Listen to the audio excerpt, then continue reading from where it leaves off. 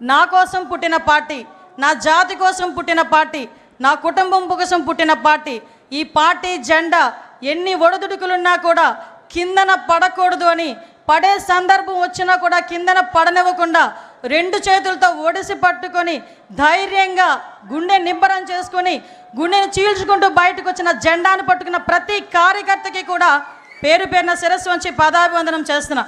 ఎందుకంటే ఈరోజు తెలుగుదేశం పార్టీ బలగం తెలుగుదేశం పార్టీ కార్యకర్తలే.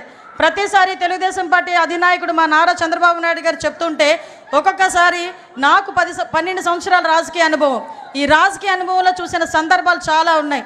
మేము పార్టీ క్యాన్వాసింగ్కి వెళ్ళినా, ఎక్కడికైనా మీటింగ్కి వెళ్ళినా పెద్దవాళ్ళు 2-3 వచ్చి ఏదైనా పెన్షన్ అడుగుతారేమో, లేకపోతే ఏదైనా హౌసింగ్ స్కీమ్ అడుగుతారేమో అనుకుంటే నా దగ్గరకు వచ్చి చాలా సందర్భాలు, అమ్మ పార్టీ జెండా ఇవ్వమ్మా, మా ఇంటికి కట్టుకుంటానని చెప్పి నా సందర్భాలు కూడా చాలా ఉన్నాయి. అటువంటి మహానుభావులు అందరూ ఉండబట్టే 43 సంవత్సరాలుగా ఎన్నో ఒడిదుడుకులు ఎదుర్కొన్నా కూడా ఈరోజు పార్టీ నిలబెట్టుకోగలుగుతున్నాం.